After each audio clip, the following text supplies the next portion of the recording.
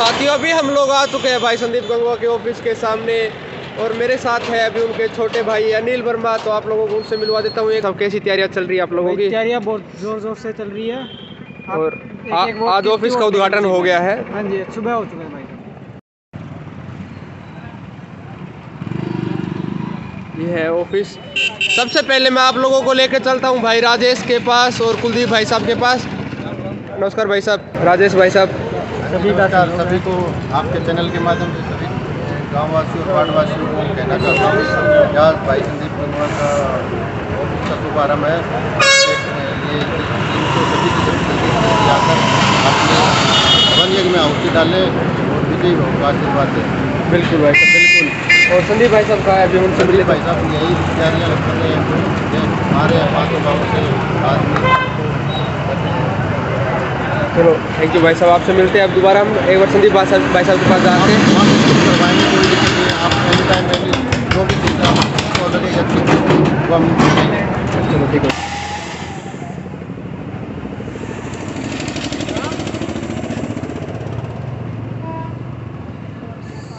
तो ये है हमारी सुचित्रा गंगवा जी। तो सबसे पहले आपसे मैं यही पूछूंगा कि आपकी तरफ से तैयारियां कैसी चल रही है, कैसा आपको अनुभव हो रहा है और गांव वालों को आप क्या मैसेज देना चाहती हैं?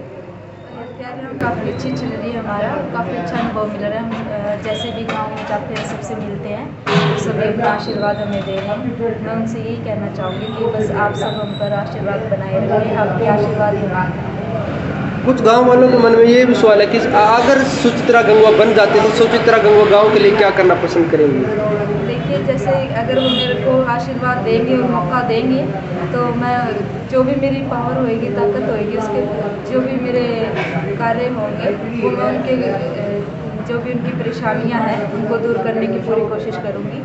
और मेन तो यही है कि गर्ल्स के लिए जैसे लाइब्रेरी हुई अपने इस वार्ड में, जितने भी गांव हैं मैंने देखा है कि लाइब्रेरी नहीं है, लड़कियों को दूर शहर में जाना पड़ता है, तो लाइब्रेरी बनवाना चाहूँगी मैं।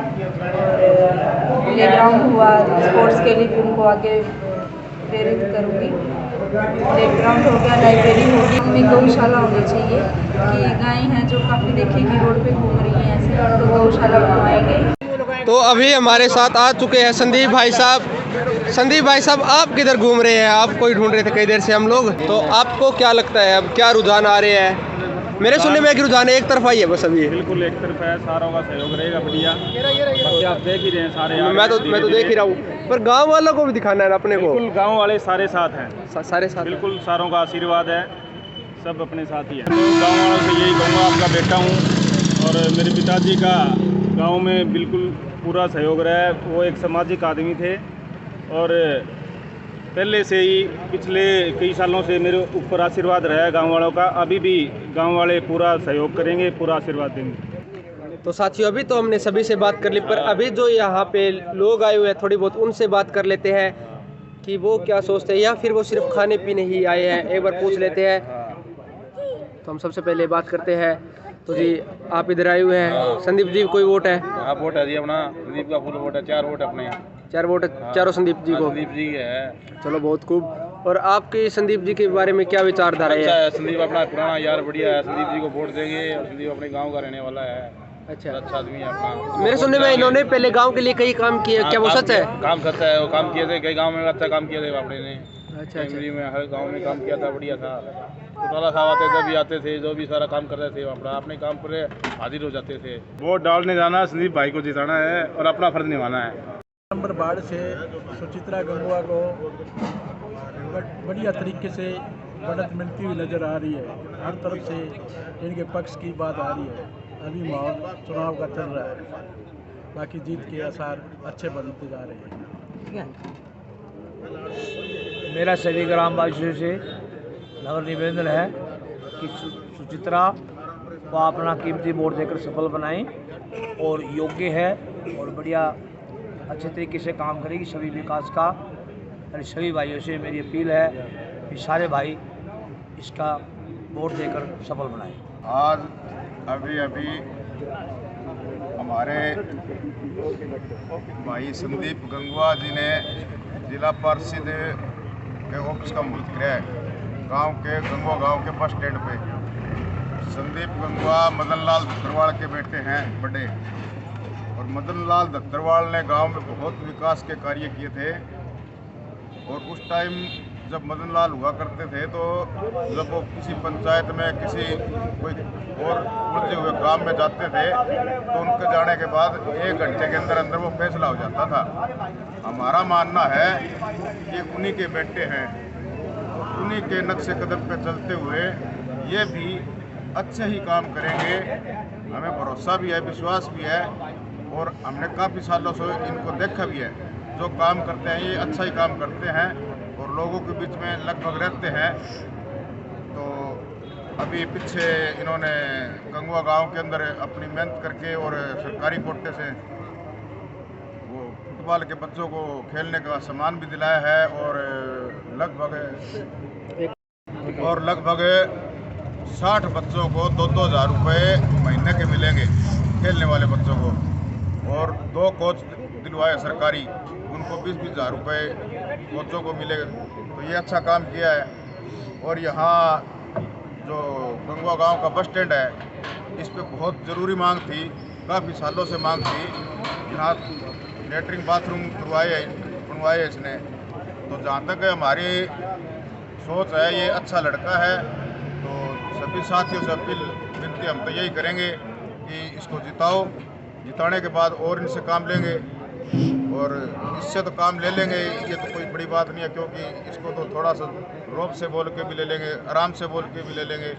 अच्छा लड़का है। तो अभी हम बात करते हैं डॉक्टर लखीराम दत्तरवाल जी से, जो कि संदीप गंगवा जी के चाचा जी हैं। से बात करते हैं अभी हम। नमस्कार जी। हम आपसे पूछेंगे कि संदीप गंगवा भाई साहब जो खड़े हैं, उनके प्रति आपकी क्या राय है? अब उनके चाचा जी हैं, आपको क्या लग रहा है गांव में किस प्रकार का माहौल है? गांव में एक तरफा माहौल है और सबका आशीर्वाद, स्नेह, प्रेम, प्यार, सबका सहयोग बहुत बढ़ चढ़ कर मिल रहा है। मेरे सुनने में है कि संदीप जी ने पहले भी गांव में बहुत सारे काम करवाए हैं। और वैसे भी सार्वजनिक काम करवाते रहते हैं, आगे भी करवाते रहे। ये तो चुनाव है, चुनाव से पहले भी काफ़ी काम करवाए सर।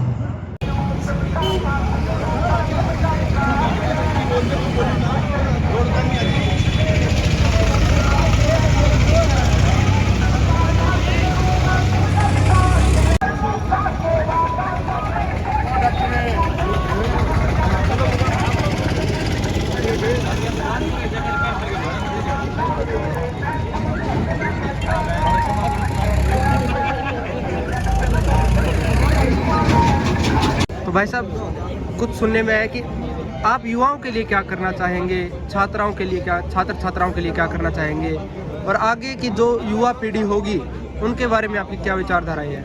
मैं सुनी भाई, पहले बता दूं, मैं युवाओं से तो 10 साल पहले जुड़ गया था। मैं 10 साल युवा क्लब का मेंबर प्रधान भी रहा हूं, और आज हमारे कम से कम युवा साथी जो 100 के करीबन फुटबॉल ग्राउंड में खेल रहे हैं, ये भी देन हमारी युवा क्लब की है।